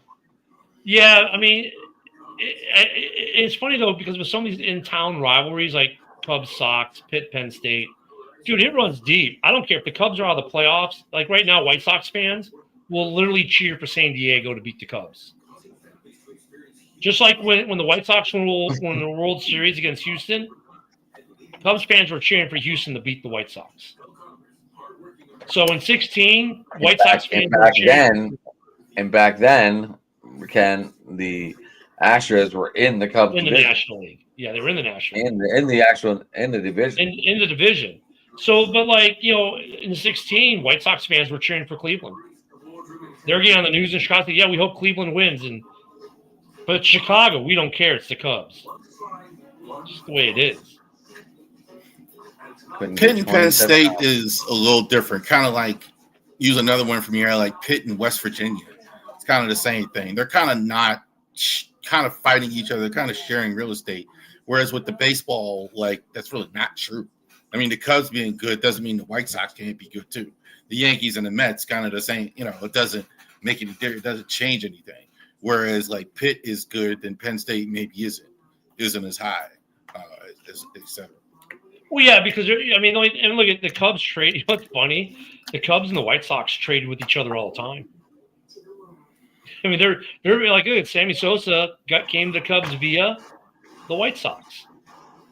I mean, the White Sox are just horrible. I mean, they're just a train wreck. I mean, you could go. I mean, there is. I'm not so convinced that they're not going to move out of there if they get a few more years like this. I mean, it is really friends and relatives. I mean, they are clearly the second team. They're a bad baseball team. You're not any close to good. Even when you are good, you are, like you said, the second team. So I don't think that's going to happen. I think they try and keep them, but I could absolutely see, like, Nashville, Orlando. That would be one team I look at if I'm trying to buy a team and move it or whatever, or expand. I'm like, hey, man, White Sox. I don't know. There's a lot of history, though. I don't know. Yeah, I mean, also because ownership owns the Bulls, so I don't think they're leaving. Well, Reinsdorf is already got a succession plan for what's his name, Ishmael, to buy it like once because he's in his 90s now, I think. Reinsdorf. Yeah, but as I'm saying, is like I don't think if one leaves, they both leave. I don't think they're gonna split it up. I mean, the White Sox aren't gonna leave. I don't think the Sox will leave. And look, when they've been really bad. See, that's the thing where the Cubs are really bad. They still fill Wrigley. Why? Because Wrigley's a big beer garden at that point, and baseball happens to be played there. So the Cell has never had that feel. The Cell has never had that beer garden party atmosphere because there's nothing around it but concrete. It's the hood. It's the hood. I mean, kind of, yeah. And they've tried to make it better. But, like, the thing with Wrigley is, like, Wrigley itself is an experience. Going to the Cell is not. And that's the other reason why the Cubs will always draw. The Cubs can be the worst team in baseball, and they will draw in the summer. Especially people be out there sunbathing, drinking beers, watching baseball, not caring what's going on the field. This is the reason the Orioles moved downtown to Camden Yards all those years ago, because Memorial Stadium was just basically in East Baltimore somewhere. I mean, it was and kind of like they're kind of going through the same, even though it's different. Pimlico.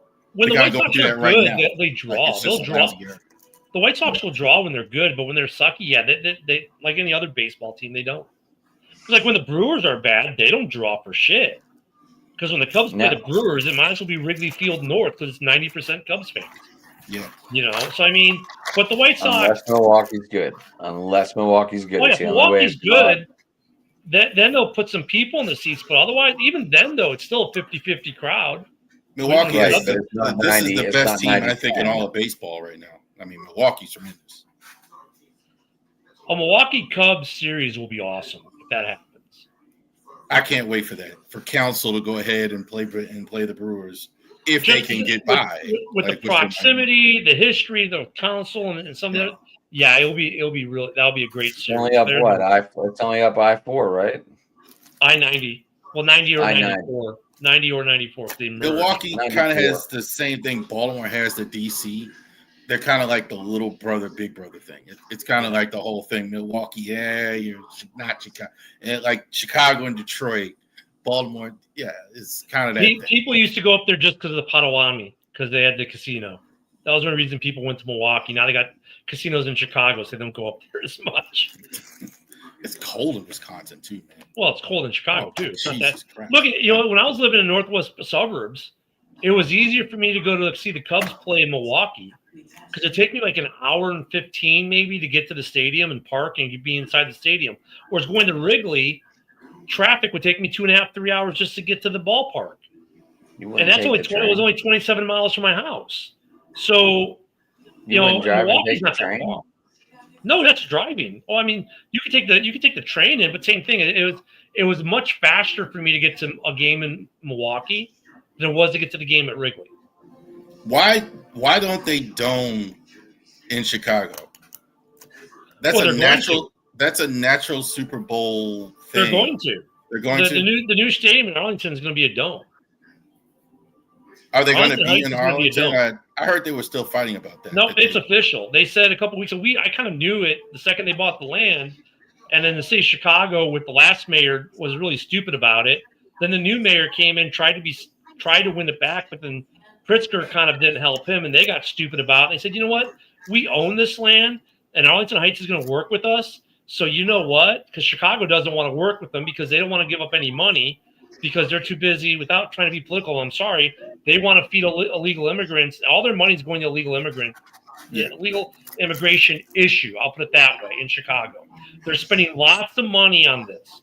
And because of that, the school district is bankrupt now in the city of Chicago.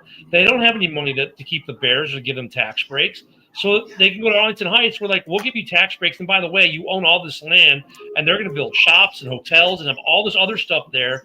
They gave Chicago the extra year to get their shit together to try to put a stadium on the lakefront again.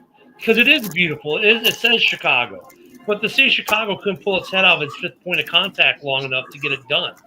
So they made it official, 3 weeks ago, and they said it's going to be Arlington Heights, which makes complete sense. It's easier access from O'Hare for people flying in and out. It's going to be – they own it. So when the Super Bowl is played there, guess what? The Bears make that money, not the city. They can maintain the fields, not the city of Chicago, because the city of Chicago cannot maintain Soldier Field for jack. That's got to be one of the worst playing surfaces in the NFL. Why? Because the city of Chicago is the one managing it. Here's the thing with that, too. These cities say that over and over. Well, we don't want to use the public money, blah, blah, blah. We don't want to do that. And they are so angry when they do what the Bears are doing. The same thing happened with the Commanders. They generate money. Jack Hay Cook did that by himself. That's why it's way out where it is. He spent his own money. He didn't ask for a dime. And all they've done is had his hands in his pockets for this and that and that. Oh, so now you don't like it when he goes. So the only thing, Cook County is not mad because Cook County is both Chicago and Arlington Heights. So they're staying in the same county. Arlington Heights is only like 25 miles from downtown. It's not that far, 25, 30 miles. It's not that far, but it's going to be better for them with the airport, transportation. It's just look at 80% of the season ticket holders live in the northwest suburbs anyways. And now you own the land. You are not a tenant anymore of anyone. You don't have to worry about any of the politics in the city of Chicago. Like you're not beholden to the city council or the Chicago Park District. You're beholden to none of that. You just pay your taxes to the city of Arlington Heights, and you decide what you want to do with your facility. They never make it that easy. I heard you, but they never. I'm telling you, the city's pissed. But the county, these relationships, they're very. What's going on? I've been talking about it. What's going on in Oakland was a complete disgrace. Complete disgrace. Like, why are the A's in Sacramento at all? I'm surprised the league hasn't stepped in. And I think they're giving it free, and that's why. Go ahead. But that's when the politicians don't want to pay for stadiums because they always say we shouldn't have to spend taxpayer monies for you to have a stadium to play in. But dude, these teams generate so much money for you. So they say the city of Chicago says, well, we're not going to give you any tax breaks. Why? Because we want to spend whatever reason. And now they're mad the Bears are leaving. That's tax revenue they're losing. Like every ticket, every food item, every piece of paraphernalia, game day scorecard, all that tax money now goes to the city of Arlington Heights. Why? Because you don't want to basically, I don't want to say give a kickback, but give them a tax break. So because look, $1 billion stadium is not cheap. No one has $1 billion just laying around. So that's why they ask for some of these tax cuts so they can afford the bill. But the trade-off is we are creating a bunch billions. If it cost me $1 billion to build a stadium, that's $1 billion of revenue that just got made by the city in tax. Well, not $1 billion of revenue, but $1 billion of taxable income that just got made from all the construction companies, all all these contractors. All that tax revenue is now gone. It's going to go on Arlington Heights. And then after it's built, all the Andy frames, the food people, the souvenir people, the parking people, that's all tax revenue. All the money it's made off, everything involved, that's tax revenue that the city and the state and the county make. The city shot itself. Any city that doesn't want to give money for a stadium because, well, we shouldn't give you $200 million. Why? You're going to make it back in 3 years. In tax revenue. And here's the thing. Those other things we're talking about, schools, all that, blah, blah, blah. Who says they're going to fix any of that anyway? Right? The city of Chicago's not because that's always the you act like, okay, well, we don't do it, and now we're going to. No, you're not. Yeah. The Chicago Public School District went to the city government, said, look, we're going to go bankrupt unless you give us money. So give us this money over here. And they said, no, we need to house these people over here and not give you the money for education. So Chicago, we know where they sit. If you watch Mayor Johnson and J.D. Pritzker on TV, I'm familiar. I know what's going on. You know where their head's at. They could care less. They're fighting this national fight that they have no business fighting right now. And it's a national issue, not a city issue. And that's why the Bears are walking. And Pritzker said the Bears will get zero money from the state. And they're like, okay, cool. Then when we don't give you anything, don't bitch about it. City of Baltimore is just as bad. Just as bad. That's a whole nother. But they're lucky if they don't have soldiers walking down the street in both cities pretty soon. That's a whole. Go all the way there. But we're kind of getting into that. But there's a reason why certain things are happening. And when they do happen, what's ironic is how certain things that they're designed to stop happening, yet if people are not happy, it's stopping. The bad things are stopping. They're more concerned about politics versus be it your football team or safety or education. And it's a whole story. We could do a whole political show on that, and it would get ratings out the wazoo for sure. But I mean, in terms of like these cities now they're letting their politics get in the way of their professional sporting teams, and that's like it's going to be problematic for some of them, like it is right now in Chicago. The Bears are gone. I mean, they're going to Arlington. You've screwed the pooch because of your politics. Yeah, and they're not caring. These guys are so rich. These owners got so much money. I mean, they got the. I was just telling my daughter the other day what FU money means. What does he care? Like what? This the is why you're McCaskies seeing. Don't have that. They will soon. I mean, they will now because of the 2% of the team. Yeah, because actually no, they won't. They bought 2% of the team that was a minority holder. They bought it back, so they're spending money. But you could say once the stadium's done, they'll be worth 10, 12 billion. There are some of the old. They are in the old guard, the McCaskies, the Roonies, etc. Yeah, they don't have the billions and billions and billions of dollars. They probably have millions, but not billions. They got. Let's don't get it to the TV money alone, bro. They're getting at the end of they cut them a check. NBC, ABC, they cut them a huge check. Before Davis, when Davis built the stadium in Vegas, because Joe on the morning show tells the story all the time. He was worth $500 million before they built the stadium. Now he's finally worth over $1 billion. But Mark Davis was worth $500 million. He's old school, old ownership money, right? So the Davis family was worth $500 million.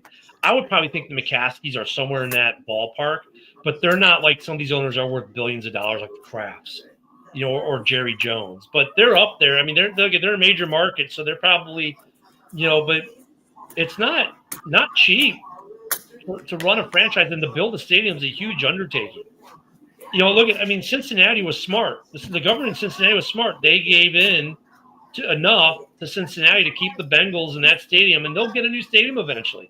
And Chicago is going to get a dome stadium now, and the Bears are going to build it in Arlington, and they're going to host NCAA Final Fours and Big Ten championship football games and Super Bowls and WrestleManias and all these other things. They're going to generate tons of revenue, not just for the Bears and their ownership, but for the city. The city of Chicago will make a little, but Arlington Heights is about to make a truckload of money. My dad was the postmaster at Arlington Heights. It's a suburb of Chicago. It's a decent-sized suburb.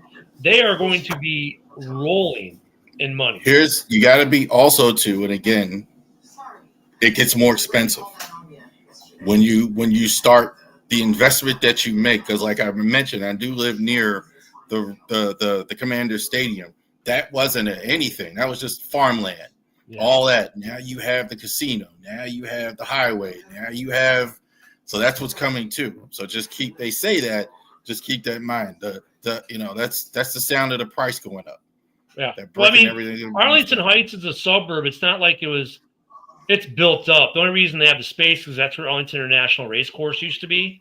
So they took out all the horse racing buildings, and it was a huge area.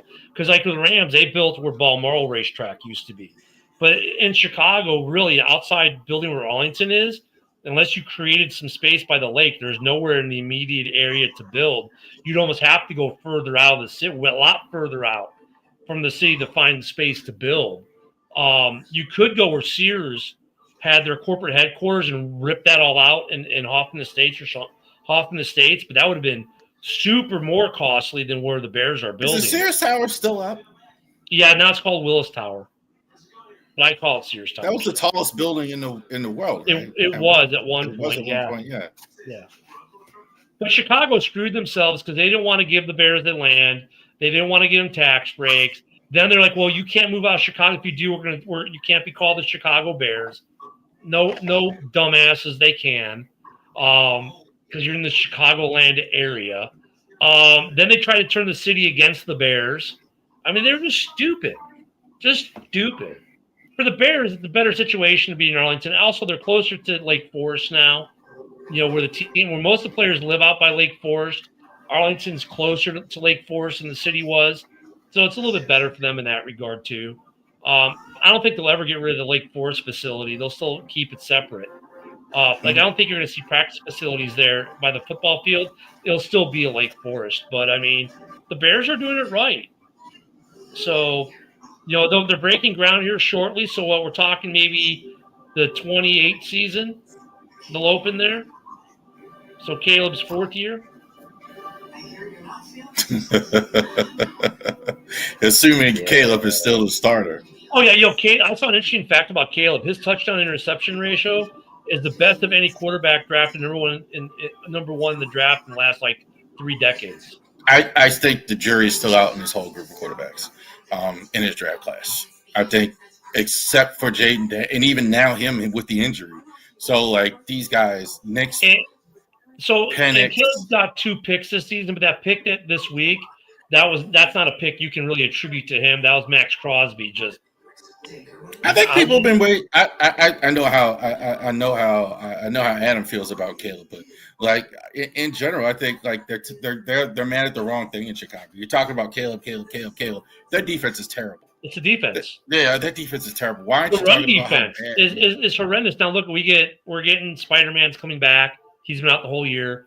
Edmonds is coming back. He's been out the whole year. The run defense can get better when we get some guys back on defense. But the run defense has been horrid. The pass defense has been good. 4 turnovers and 8. Look, the Bears defense has 8 turnovers in 2 weeks. So the run defense, while it's terrible, the defense as a whole is not. Does that make sense? They do get to stop when you need it every so, but the run, and they've stopped some big runs. But overall, the run defense is trash. The pass defense has been good. They got to fix the run. I think when we get Spidey back and we get Edmonds back, they'll plug it up there. Sewell's been playing really, really well. But, the run defense really needs to improve in Chicago. And hopefully that's something they fix over the bye week. I mean, the Ravens have nothing. They brought in Eric Kendricks today. There's rumor with Christian Wilkins. Matabuke's out for the season. You're going to have Roquan miss several weeks.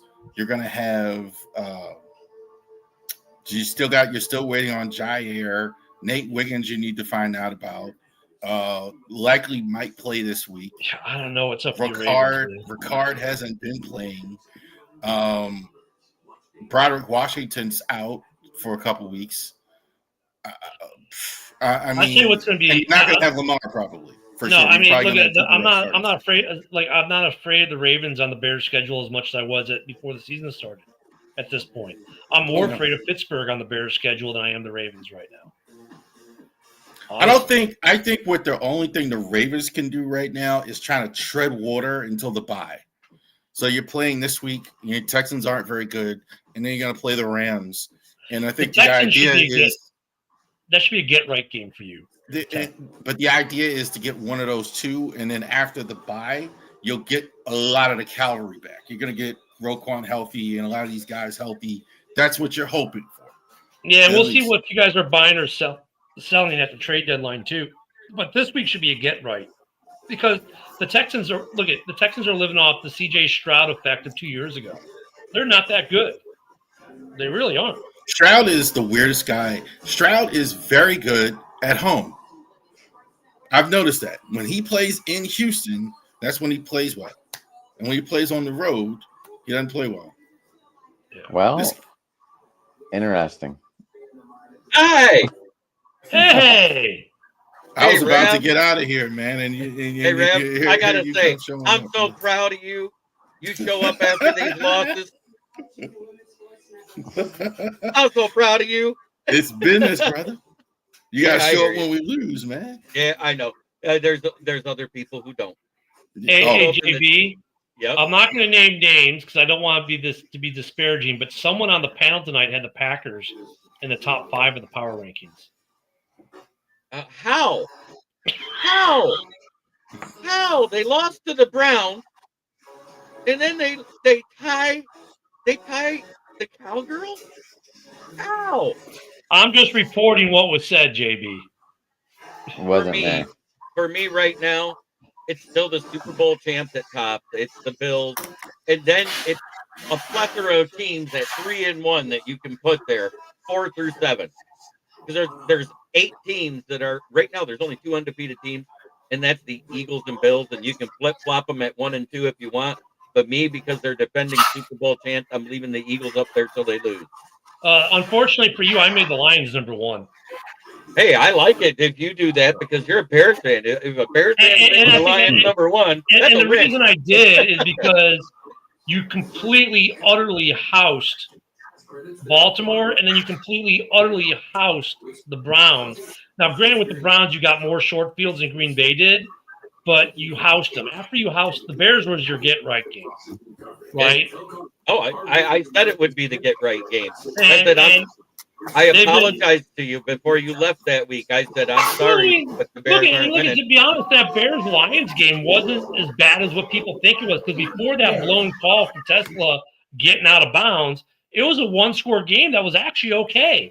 And then that game, then it did what it did, and the whole game went for shit for the Bears. But the Bears have rebounded well off of that. But, I mean, the Lions really – this is what I hate about the early part of the season, weeks 1, week 2 specifically. People take so much out of week 1 and go, "Oh my god!" But dude, it's like preseason. Most of these guys haven't played snaps much in the preseason at all. So it still is like the preseason. So like week 1 being terrible for any one team, I get. Week 1 masks a lot of weaknesses too because other teams aren't where they should be at. So you can mask your weaknesses sometimes in week 1. Now, as we're getting to weeks 4, 5, 6, 7, we're starting to see what these teams really are. And I think Hutchinson is the best defensive player in the league right now, not named Myles Garrett. He was, the stat sheet when he played the Ravens. The stat sheet when he played the Ravens didn't do it justice. He was all over the field. Max Crosby single-handedly took control of that Bears-Raiders game that first half. No question. That being said, if you look at it right now, the first week, even though he didn't hit home, he still had 4 pressures on George. Oh, yeah. Even though it wasn't sacks, there was pressures by Aiden Hutchinson. Then he goes to the Bears. He had 8 pressures and what was it, a sack and a half? Something like that. He's like it's like Lawrence Taylor when I used to watch him play. I'm not saying he's Lawrence Taylor, but Lawrence Taylor, even in games when he didn't get in the back, he didn't get the sacks. He's always in the backfield all the time. The only reason the Raiders were in that game on Sunday was Max Crosby. If Max Crosby's not in that game, their defense wasn't jacked. Max Crosby is ridiculous. I'm not dissing Max Crosby. Max Crosby's phenomenal. Then it was 9 pressures and 2 sacks last week. Now, I think my ratings would go Max Crosby at 1, Myles Garrett at 2, and then Hutch is snuck back up in the number 3 spot for me. Micah Parsons is in the top 10, but questionable. I would have him somewhere between 7 and 10. Yeah. That's where I'd have him. And I'm not trying to diss Micah Parsons. No. But I think that bad back is not allowing him to beat the double. Unlike the 3 guys we just talked about, Garrett, Hutchinson, Crosby. Parsons kind of takes plays off. Hutchinson, those guys never do. Those guys, every single play. They play 91% of the snaps. Those three guys we just named, they play 91% of the snaps for their team. And look, at Packer fans still think they're like so good. I'm like, look at Micah. We try to tell you, Micah. If Micah was a world beater with the talent they've got in Dallas, why weren't they winning playoff games? Why with Micah did you go to their house and drub them in the playoffs? Micah played in that game, and you kept telling us how Micah wasn't shit. Now he's a Packer. He's shit. I'll give credit. Rashawn Gary is playing at a much higher level now. Yes. I'll give their credit due there. But minus that, their secondary still sucks. But at the same time, that's because they're double teaming Micah on the other side. They're not paying as much attention to Rashawn Gary. Right. And Rashawn Gary, and Gary, that's the role he should be in too. Anyway. Right. He's the other guy who destroys you when there's a double team on somebody else. Right. It's kind of like when Hutch and Ojabo was on Michigan. Right. It was pick your poison that year. Remember that? That was the national championship year. It was pick your poison. Well, and the other thing that the Packers have not going from is their secondary sucks. Well, it doesn't help that they just got Nate Hobbs. They just got him healthy. They got him on the field, and then they lose him again, right? Isn't that what happened? Well, and McKinney, where's McKinney at? Unless you throw the ball right at him, McKinney doesn't intercept it. And when they got rid of Jair Alexander, like, it's no big deal. But the reason he got so many interceptions is because Jair was on the field. And, of course, Packer fans being Packer fans said, whatever, Jair only played 9 games or 7 games. Yeah, in his 7 games, his stat line was better than almost every other cornerback in the league. That's how good Jair was. You just got to get him on the field. You got to get him on the field. All right, so I got to go here, so I'm going to go ahead and outro here with the Packers on there. Y'all are 2 good teams here instead of the Ravens talking. Listen to that. So thankfully, I wanted to say to Adam real quick though. How about them Guardians? They beat themselves today, Jeremy. They beat them fucking selves today. Fuck. Hey, but I'm flying the W right there on my other chair. All right. Flying the W today. So tomorrow, Raver Sports Podcast is on Wednesday night on the Driving to the Top around 11 o'clock on the Raver Sports Podcast around 8 o'clock. We're going to talk about the Ravens Chefs debacle that we just had. We're going to preview the Texans and the Ravens this week. Maryland playing Washington in college football this week. So we're going to talk about that. We're going to recap the Orioles season and all that. And we're going to talk about Mike Elias's pathetic. He's another one. He's just so political, Mike Elias. Just terrible press conference. You know what's weird, though, before we hop off, is I did find out the Lions made 3 moves today. They cut former Michigan wide receiver Ronnie Bell from the practice squad, and they signed Trey Summers, that used to be a Packer, to the practice squad, and they also signed Trey Flowers to the practice squad, cornerback. Interesting. The Bears had him for about a week, and they cut him. Yep. Did the Dolphins make any? Did the Dolphins move anyone today to take Tyreek's spot? Nope. Not yet. No, they're going to run Waddle. AJ Henning has been moved up to the 53. Yeah. Anyway, but you know what? They're able to call him up 4 times from the practice squad without actually putting him on the active roster. They may do that to protect him. Yeah, I'm hoping AJ Henning gets called up. But... I know you are. I know you like that kid.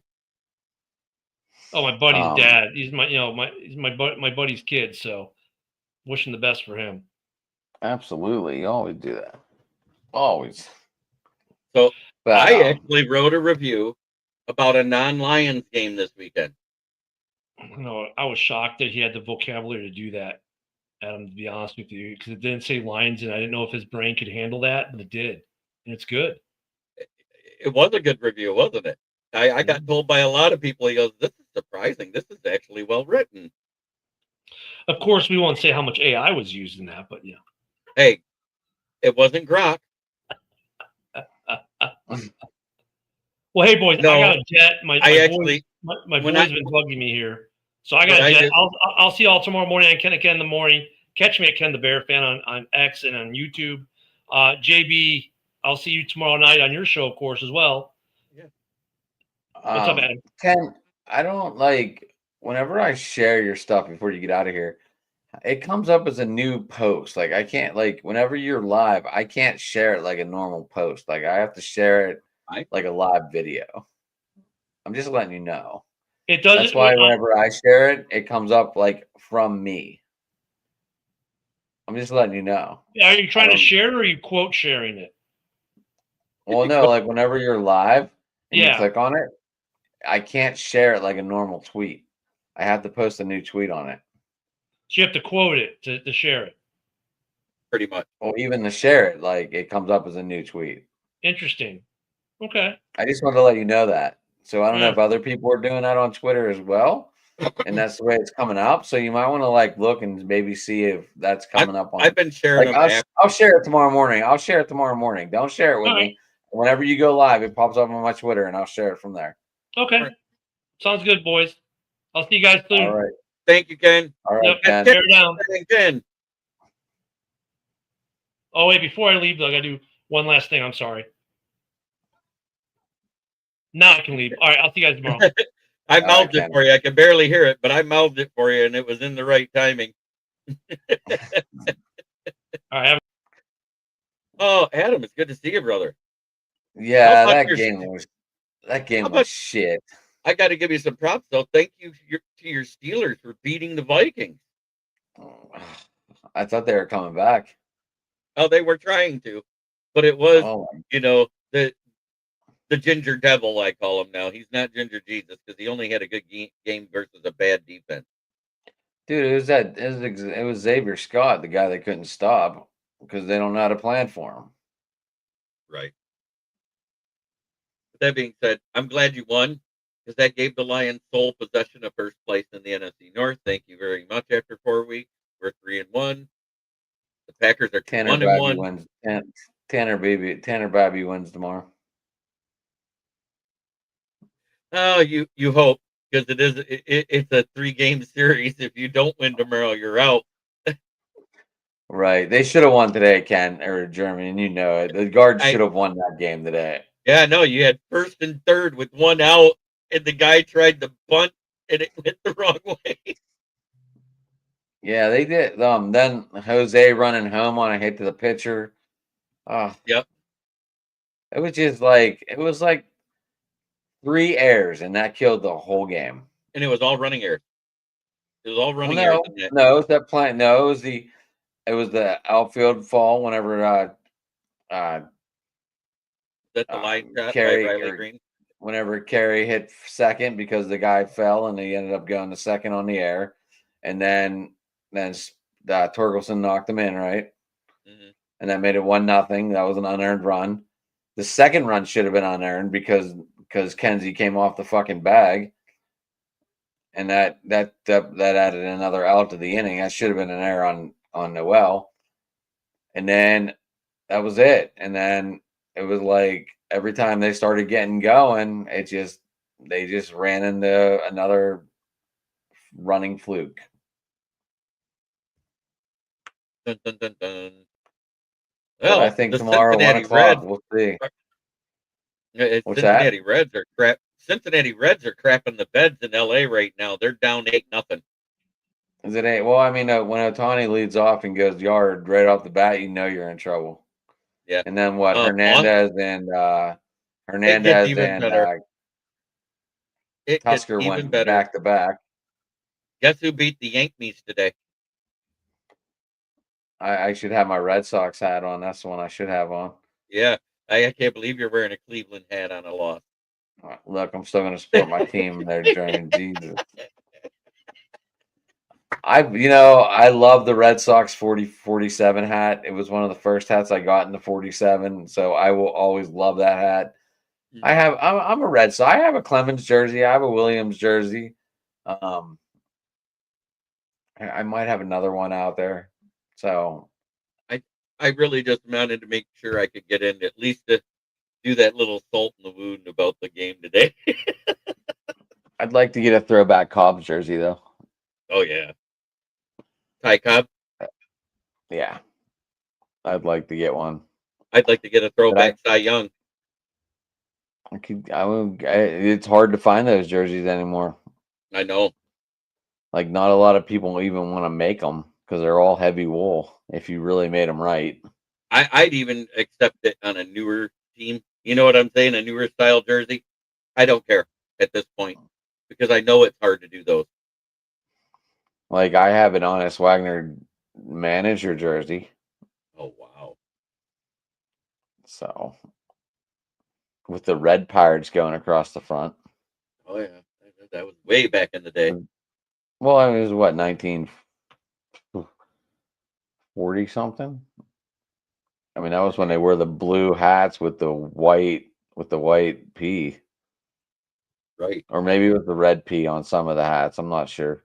It was a red P on some of the hats to go because they started. That was when they first started doing home and away hats to go with home and away jerseys. So, I mean, I'd love to find one of them hats. Jeez. I'd love to find that cigar card.